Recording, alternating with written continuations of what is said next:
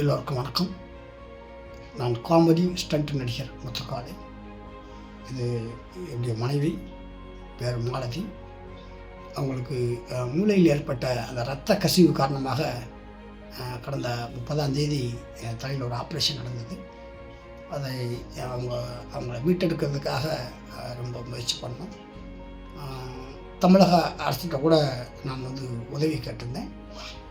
என்னுடைய பதிவை பார்த்து உடனே தமிழக அரசு உயரிய சிகிச்சைக்கு ஏற்பாடு செய்து கொடுத்தாங்க. பட் இருந்தாலும் அந்த சூழ்நிலையில் என்னுடைய மனைவியுடைய உடல்நிலை ஏற்றுக்கொள்ளும் அளவுக்கு இல்லாமல் போனது என்னுடைய துரதிர்ஷ்டம் அப்படிதான் சொல்லலாம்.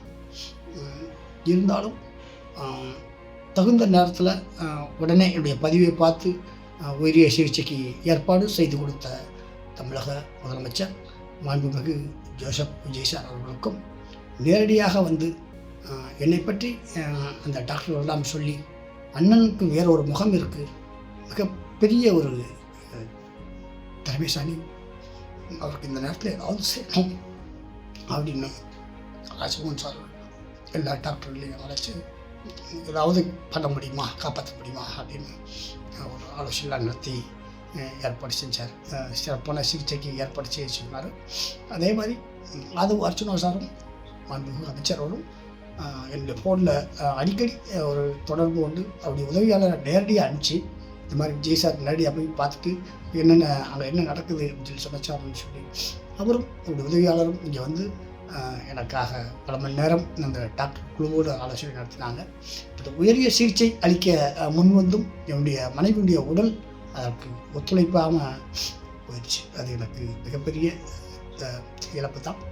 இருந்தாலும் தகுந்த நேரத்தில் என்னுடைய பதிவை பார்த்து உதவி செய்த தமிழக முதலமைச்சர் மாண்புமிகு விஜய் சார் அவர்களுக்கும் நேரடியாக என்னுடைய நிலையை அறிந்து எனக்கு ஆறுதல் கூறிய மாண்புமிகு அமைச்சர் ராஜ்மோகன் சார் அவர்களுக்கும் ஃபோனிலே தொடர்பு கொண்டு என்னை அடிக்கடி என்ன நடக்குது, என்னை பொண்ணு கவலைப்படாதீங்க, எப்படியும் மீட்டெடுத்துடலான்னு சொன்ன மாண்புமிகு அமைச்சர் ஆதவ் அர்ச்சுனா சார் அவர்களுக்கும் அவர்களை சார்ந்த நண்பர்களுக்கும் டாக்டர்களுக்கும் அதோடு என்னுடைய நண்பர்கள் அந்த நேரத்தில் எனக்கு உறுதுணையாக இருந்த அனைத்து நண்பர்களுக்கும் இந்த நேரத்தில் நான் நன்றி சொல்லணும்.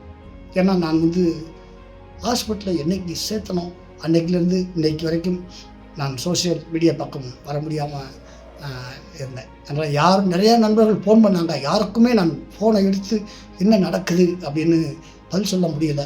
அதனால் நான் யாருக்கும் பதில் சொல்லாமல் இருந்திருந்தேன்னா என்னை மன்னிச்சிருங்க. ஏன்னா எனக்கு கேமராவுக்கு முன்னாடி தான் நடிக்க தெரியும், கேமராவுக்கு பின்னாடி எனக்கு பெருசாக நடிக்க தெரியாது. அப்படியே நான் சின்ன வயசுலேருந்து இருந்துட்டேன். அதனால் இந்த நேரத்தில் இந்த துயர சம்பவத்திலிருந்து மீண்டு வருவதற்கு எனக்கு தோளோடு தோள் என்று ஆறுதல் கூறி வரும் என்னுடைய திரைத்துறையை சார்ந்த அனைத்து நண்பர்களுக்கும் என்னுடைய உறவினர்கள் அனைவருக்கும் தமிழக அரசுக்கும் இந்த நேரத்தில் என்னுடைய மனமார்ந்த நன்றியை தெரிவிச்சுக்கிறேன்.